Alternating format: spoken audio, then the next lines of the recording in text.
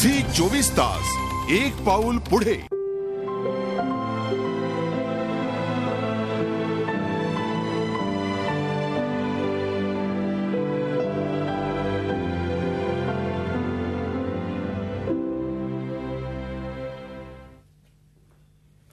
नमस्कार, मी सुवर्णा धानोरकर.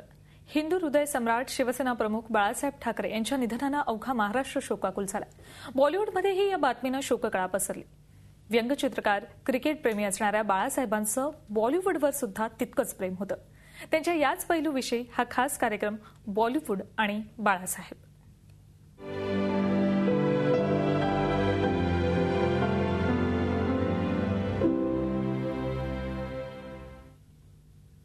बाळासाहेबांचं बॉलिवूडशी काय नातं होतं, बॉलिवूडमधल्या कुठल्या कुठल्या कलाकारांशी त्यांचे चांगले घरोब्याचे संबंध होते, हे आपण जाणून घेणार आहोत.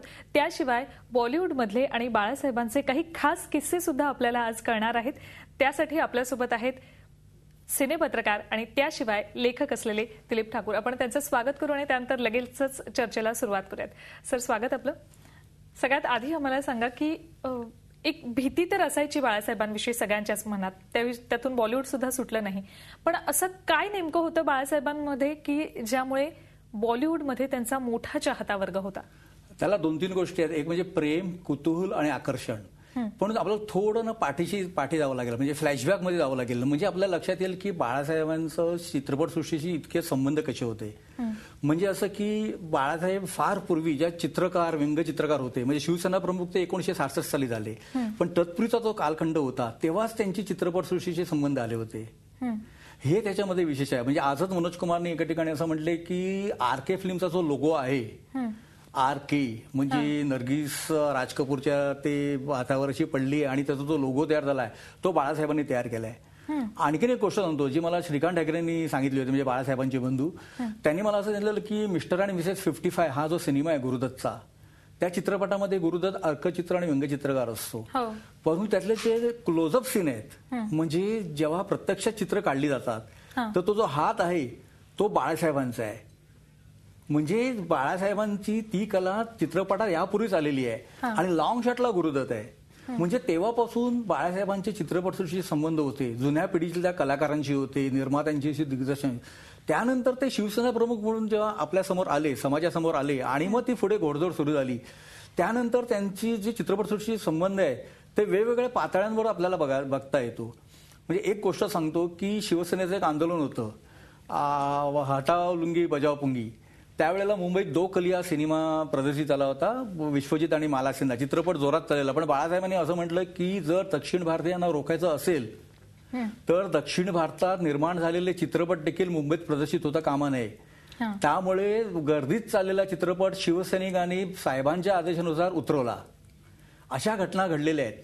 आणखीन एक असं की बाळासाहेब म्हणजे शिवसेना प्रमुख म्हणून चित्रपटसृष्टीच्या आणखीन जवळ यायला बऱ्याच गोष्टी घडल्या. त्यातली एक गोष्ट म्हणजे सोंगाड्या चित्रपट. त्यावेळेला दादा कोंडके यांनी हा कोहिनूर चित्रपटगृह, म्हणजे आता जिथे नक्षत्र आपण आहे बघतो तिथे पूर्वी कोहिनूर चित्रपटगृह होतं आणि दादा कोंडके यांनी तिकडे आपला चित्रपट प्रदर्शित केला, सोंगाड्या. चित्रपट चांगला चालत होता तरी सुद्धा त्याच्या मालकाला म्हणजे प्रदर्शकाला असं वाटलं की हा चित्रपट आपण उतरवावा आणि दुसऱ्या चित्रपटाला स्थान द्यावं. दादा कोंडके मातोश्रीवर धावले, बाळासाहेबांना भेटले आणि त्यांनी सांगितलं माझ्यावर अन्याय होतो. बाळासाहेबांना हे कदापि सहन होणं शक्य नव्हतं की एका मराठी कलाकारावर, मराठी निर्मात्यावर, मराठी सिनेमावाल्यावर अन्याय होतो. बाळासाहेबांनी आदेश दिला, शिवसैनिकांनी आंदोलन केलं आणि त्यानंतर आश्चर्य वाटेल तोच सोंगाडा त्याच कोहिनूरमध्ये 50 आठवडे चालला. 2 आठवड्याचे 50 आठवडे झाले. आणि त्यानंतर दादा कोंडकेंचे आपण जे चित्रपट पाहिले तर त्यामध्ये चित्रपट सुरू होतानाच आपल्याला समोर दिसतं की बाळासाहेब ठाकरे यांचे आभार हे जे आहे. त्यानंतर दादा कोंडके हे शिवसेना प्रमुखांच्या कुटुंबातले झाले, शिवसेनेचे नेते झाले. वेगवेगळ्या वेळी म्हणजे पुढच्या निवडणुका झाल्या, 85ची विधानसभा असेल, 90 सालची विधानसभा असेल, 95ची विधानसभा असेल, दरम्यानच्या काळात लोकसभा निवडणुका. दादा कोंडके हे शिवसेनेचे एक नेते म्हणून व्यासपीठावर यायचे, ग्रामीण भागामध्ये धमाल उडवायचे. म्हणजे अशा पद्धतीने ह्या सगळ्या घटना घडत आल्या आणि बाळासाहेब आणि चित्रपटसृष्टी किंवा बॉलिवूड ज्याला आपण म्हणतो ते नातं ना घट्ट होत गेलं. एका बाजूला वचक का असायला पाहिजे होता तर बाळासाहेबांना काही गोष्टी पटायच्या नाहीत. अजून एक किस्सा सांगतो. समाज को बदल डाला नावाचा एक सिनेमा आला होता, 70 सालची गोष्ट आहे आणि त्या चित्रपटामध्ये एक मोर्चाचा प्रसंग होता आणि त्याच्यामध्ये इतर झेंड्याबरोबर भगवा झेंडा होता. साहेबांना हे कळलं, साहेबांना हे पटलं नाही.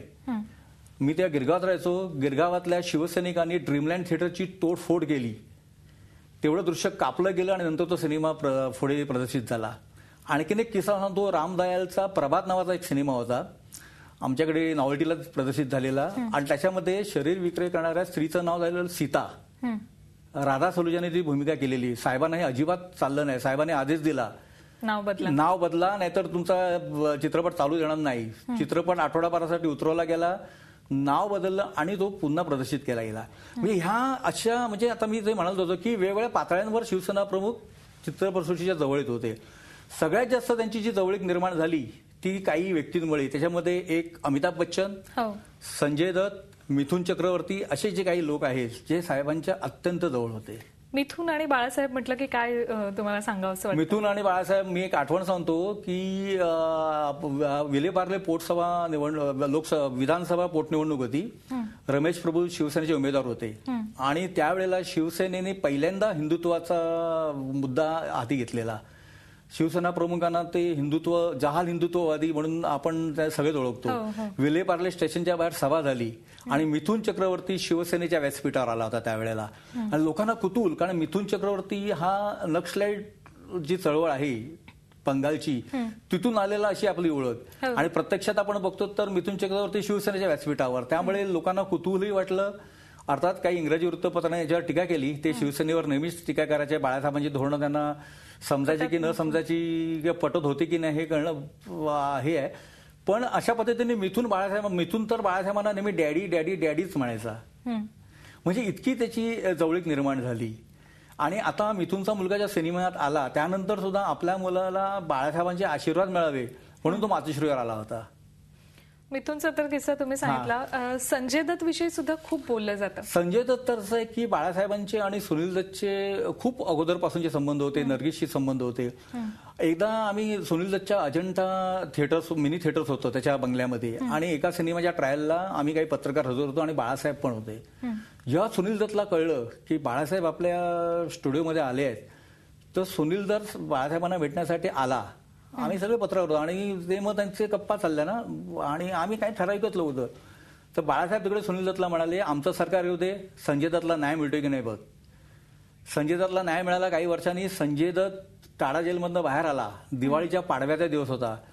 तो आला, सगळ्यात पहिला मातोश्रीवर गेला, बाळासाहेबांचे आशीर्वाद घेतले, मग सिद्धिविनायकला गेला आणि त्यानंतर तो मरीन लाईन्सला पत्रकार परिषद झाला. 4 वाजताची आमची पत्रकार परिषद होती. तर संजय दत्त आम्ही जो बघितला. झी 24 तास, एक पाऊल पुढे.